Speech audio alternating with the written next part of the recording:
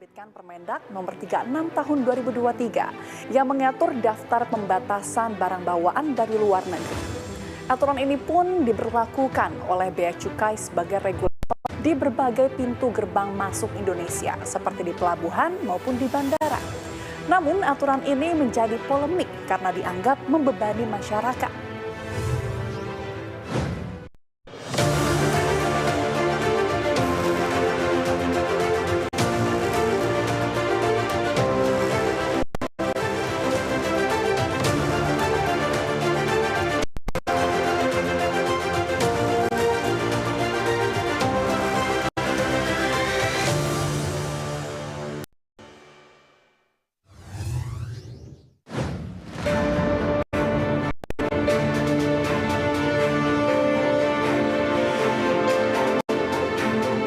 Pemerintah melalui Kementerian Perdagangan merilis mengenai Permen Nomor 30 Tahun 2023 yang mencakup pembatasan daftar barang bawaan dari luar negeri. Aturan ini pun kemudian diadopsi oleh pihak Bea Cukai sebagai salah satu regulator di pintu gerbang Indonesia, baik di bandara maupun pelabuhan. Namun aturan ini menjadi polemik di masyarakat karena Bea Cukai juga menyebutkan bahwa barang-barang yang dibawa dari Indonesia juga harus dibuktikan bahwa pembeliannya dilakukan di Indonesia. Kecuali jika sebelumnya penumpang yang akan ke luar negeri mau melaporkan terkait barang bawaan itu sebelum berangkat. Berbagai respon dari sejumlah pihak dilontarkan yang menganggap peraturan itu dinilai memberatkan. Seperti halnya yang diungkapkan oleh salah satu pelaku usaha jasa titip. Dalam keterangannya ia meminta aturan tersebut kembali diperjelas agar tidak memberatkan masyarakat. Menurutnya pemberlakuan regulasi itu berdampak pada minat pembeli turun sebanyak 10 hingga 20%.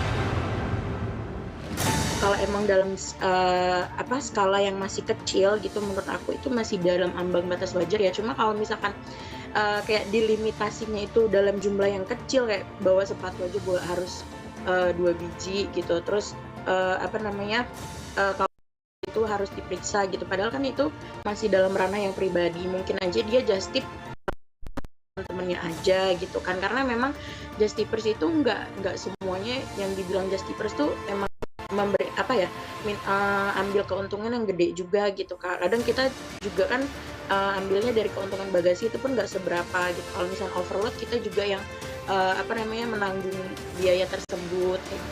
Hal yang sama juga diungkapkan Asosiasi Persepatuan Indonesia atau APRISINDO yang menilai Permendak ini justru memberatkan importir legal. Menurutnya regulasi tersebut memberatkan proses perizinan bagi industri kecil yang telah lama berkontribusi untuk perekonomian nasional. Terlebih menurutnya, infrastruktur layanan perizinan yang ada saat ini masih dianggap belum memadai. Yang kita permasalahkan kan sebenarnya ilegal impor.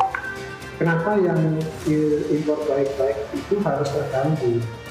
Nah ini kan yang secara makronya ini kita anggap bahwa Permendak ini menjadi provokasi. Secara filosofis saya rasa itu mengganggu sektor usaha yang jujur dan baik-baik saja.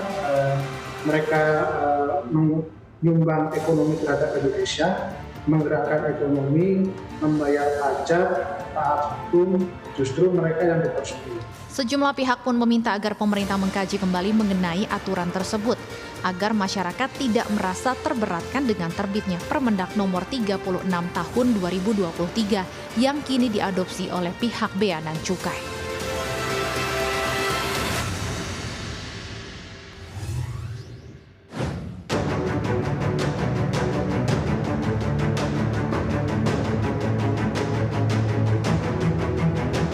Sementara itu menanggapi banyaknya kritik dan keresahan di masyarakat terkait aturan, larangan, dan pembatasan barang bawaan dari luar negeri, Menteri Keuangan Sri Mulyani akhirnya buka suara.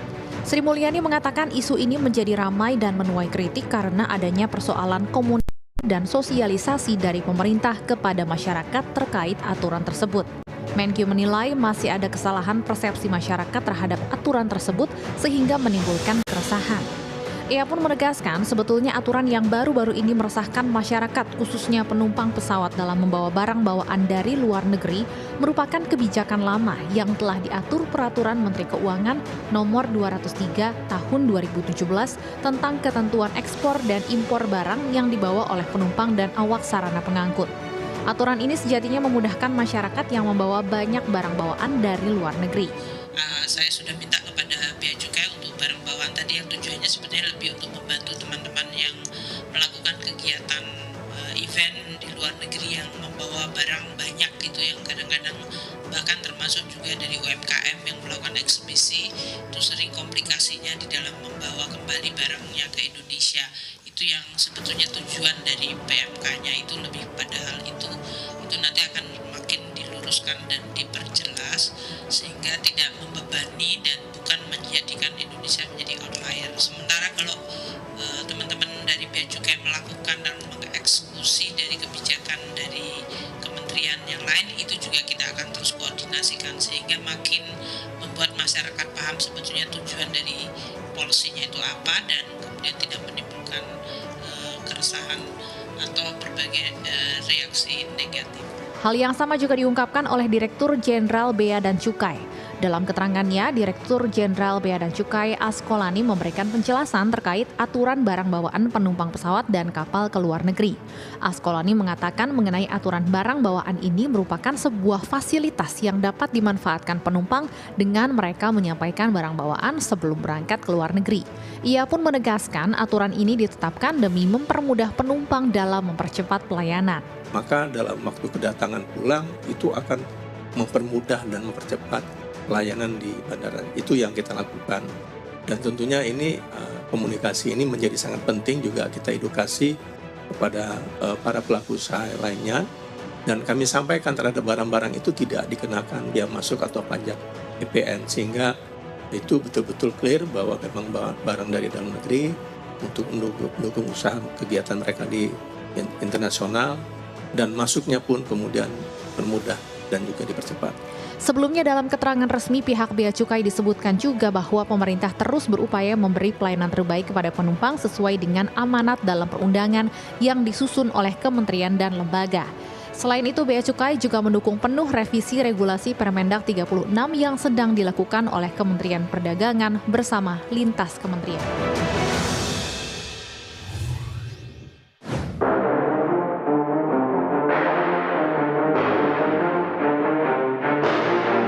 Pemerintah melalui Permendag Nomor 36 Tahun 2023 telah mengatur mengenai barang bawaan dari luar negeri. Penerbitan aturan ini ditunjukkan untuk penataan kembali kebijakan impor dengan menggeser pengawasan impor dari pos border ke border dan relaksasi atau kemudahan impor barang kiriman pekerja migran Indonesia PMI.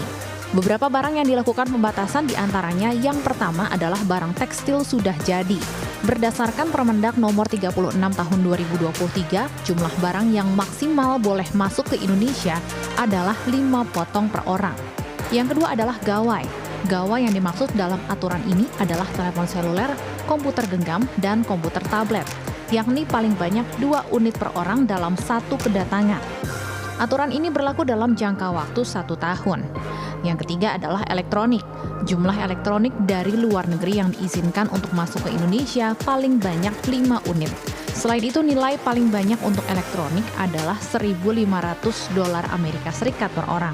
Dan beberapa barang lainnya seperti kosmetik, mutiara, alas kaki, mainan, sepeda roda 2 dan 3, produk hortikultura, hewan, minuman beralkohol, serta hasil perikanan.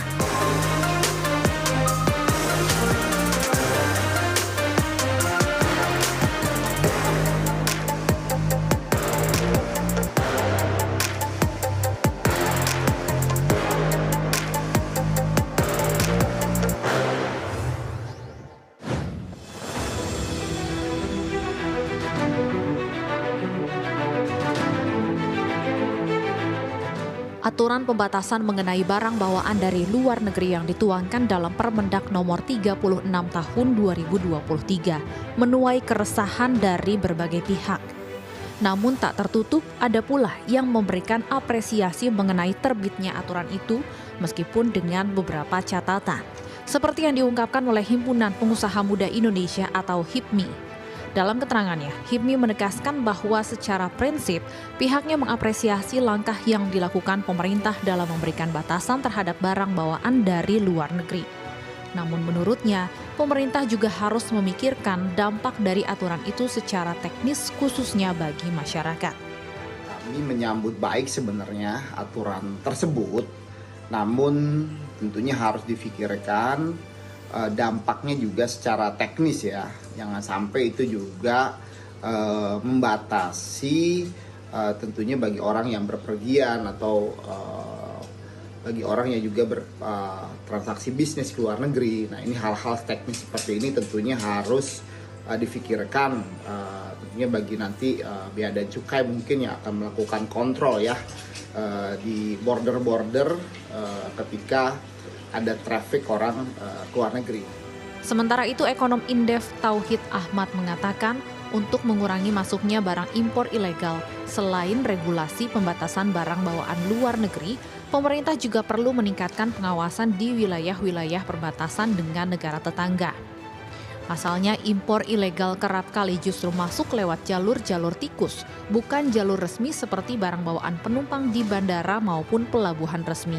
Kalau ini saja, saya kira mungkin belum bisa mengurangi produk-produk ilegal, terutama tekstil ya. Saya kira kalau yang tekstil melalui jalan model seperti ini jauh lebih kecil ya dibandingkan yang kalau kita lihat jumlahnya sampai tonase begitu ya. Ini yang saya kira mungkin tidak melalui mekanisme melalui penumpang, tapi ada jalur-jalur tikus yang seringkali menjadi ruang bagi mereka untuk mengimpor secara ilegal.